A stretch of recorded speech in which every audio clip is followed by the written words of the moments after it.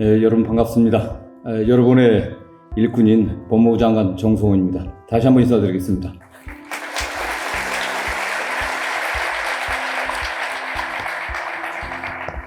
제가 이런데 익숙치가 않고 너무 엄숙하니까 좀 떨립니다.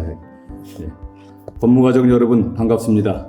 저는 새 정부의 초대 법무부 장관으로서 국민 주권 시대의 문을 여는 막중한 책임을 부여받았습니다.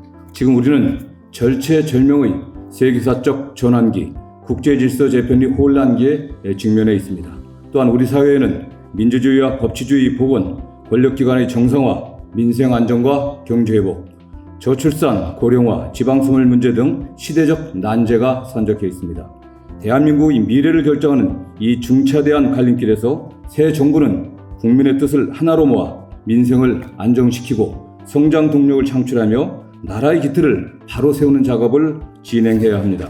법무행정의 모든 분야는 국민의 삶에 직접 영향을 미치기에 법무행정의 대원칙은 국민의 인권보호가 되어야 합니다. 범죄 수사와 기소, 범죄 예방, 형집행 등 공권력 행사의 전 과정에서 강압수사, 공소권 남용 등 인권 침해가 발생하지 않도록 철저히 예방하고 잘못된 관행은 주저없이 고치며 인권을 보호하는 법무검찰로 거듭나야만 할 것입니다. 인권보호란 대원칙 아래 다음 4가지 과제를 함께 실천해 나가고자 합니다. 우선 범죄로부터 안전한 나라를 만드는 법무부 본연의 역할에 충실해야 합니다. 국가의 가장 중요한 임무이자 책임은 국민의 생명과 안전을 보호하는 것입니다. 마약범죄, 디지털 성범죄, 아동학대, 산업재해 범죄 등 국민의 삶과 안전을 위협하는 범죄를 집중적으로 단속하고 예방해야 합니다. 특히 마약은 이미 국민의 일상에 깊숙이 침투해 우리 아이들까지 위험에 노출되어 있습니다. 마약의 생산, 유통, 소비 전 과정을 발본색원해 마약 청정국의 위상을 되찾아야만 할 것입니다. 보이스피싱, 온라인 불법 도감, 전세 사기, 불법 사금융 등 다중을 대상으로 하는 민생 침해 범죄를 반드시 척결해야만 합니다. 특히 빠른 속도로 조직과 국제화되는 디지털 성범죄, 보이스피싱은 강력한 단속과 수사로 근절해야 합니다. 민생 침해 범죄의 수사와 기소는 그 어떠한 이유로도 뒷전으로 밀리지 않아야 합니다. 책상 위에 쌓여있는 민생 침해 사건이 없는지 다시 살펴보고 속도를 냅시다. 더 나아가 신뢰사회 구축에 일조해야 합니다. 경제 질서를 어지럽히는 주가 조작, 국민을 분열시키는 가짜뉴스와 악의적인 허위정보 유포 등 공동체의 신뢰를 훼손하는 범죄에 더욱 적극적으로 대응해야 합니다. 신종범죄수법을 선제적으로 예측하고 대응 방안을 마련하여 피해를 예방하고 철저하게 범죄 수익을 환수해야 합니다. 흉악, 이상동기 등 범죄 특성에 맞는 재범 방지 대책을 마련하고 치료, 재활, 보호관찰이 실효적으로 이루어지도록 범죄 예방을 위한 통합체계를 구축해야 합니다. 둘째로 국민에 봉사하는 혁신 법무행정을 만들어가야 합니다. AI 등 첨단 기술을 도입해 법무행정의 효율성, 예측 가능성과 투명성을 높여야 합니다. 형사사법 절차, 범죄 예방, 교정 교화와 출입국, 체류관리 등 법무행정의 전 분야에 그 어느 기관보다도 앞서서 AI를 도입하고 AI 법무행정의 모범을 만들어 갑시다. 범죄 피해자 및 법률구조 통합지원체계를 구축하여 범죄로 상처 입은 분들이 더욱 폭넓은 지원을 받아 일상으로 신속히 복귀할 수 있도록 하고 사회적 취약계층에 대한 법률 지원을 강화해야 합니다. 갈수록 심화되는 과밀 수용 해소, 교정교화의 실효성 제고, 교정공무원의 처우 개선 등 당면 과제들에 대한 효과적 대응 방안을 찾아내어 교정행정의 선진화를 이루어내야 합니다. 셋째로 국민의 눈높이에 맞는 검찰개혁을 완수합시다. 수사권과 기소권 분리 문제를 이제는 매듭지어 검찰개혁을 둘러싼 소모적인 논쟁을 끝내야만 합니다. 검찰의 잘못된 수사나 기소로 억울함을 느끼는 국민이 없었는지, 검찰권이 신중하게 행사되었는지, 검찰권이 남용되지 않은지 냉철하게 되돌아보며 검찰은 인권보호기관으로 거듭나야 할 것입니다.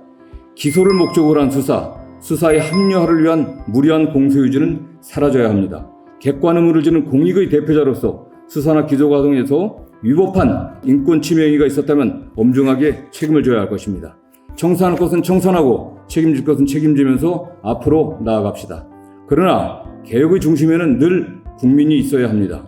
검찰의 기능 조정 과정에서 범죄 대응의 사각지대가 발생한다거나 수사부실, 지원과 같은 부작용이 없도록 치밀하게 시스템을 설계해야 합니다.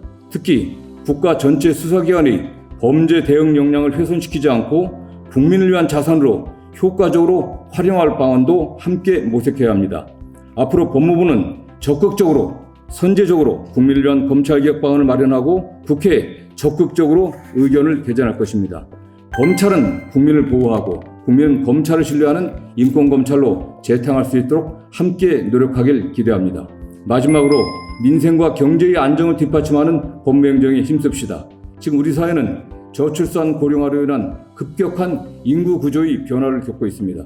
또한 과학기술의 혁신으로 경제산업구조 재편이 가속화되고 있습니다. 법무는 당면한 정책 환경 변화에 선제적으로 대응하여 민생을 보호하고 경제 활성화를 뒷받침하는 역할을 수행해야 합니다.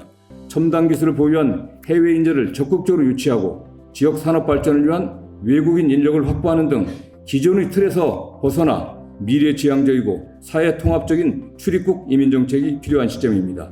또한 기업 환경 개선과 경제 활성화를 위한 선진적인 법질서 인프라를 구축하고 서민과 소상공인을 지원하기 위한 제도 개선 방안을 고민해야 합니다. 아울러 국가 속무, 국제 분쟁 대응 역량을 강화하여 국내 국제 법률 분쟁에 효과적으로 대응함으로써 국부 유출을 막고 국익을 보호해야만 할 것입니다. 지금 우리는 새 정부의 출발점에 서서 법무행정의 혁신과 검찰개혁의 제도적 안착이라는 중대한 사명을 부여받았습니다. 우리가 지향적으로 삼아야 하는 것은 억강부약, 파사현정의 정신입니다. 약자의 어려움을 살피고 과거의 그릇된 점은 과감히 바로잡으며 사회의 정의를 실현하는 데 힘을 모아야 합니다. 혁신과 개혁의 과정은 어려울 수 있지만 오직 국민의 눈높이에서 국민을 위한 방향으로 집중해서 나아간다면 충분히 목표를 달성할 수 있으리라 생각합니다. 저는 범죄로부터 안전한 나라, 국민의 봉사하는 혁신 법무행정, 검찰개혁, 민생과 경제 안정을 뒷받침하는 법무행정이라는 목표를 향해 여러분과 함께 나아가겠습니다. 감사합니다.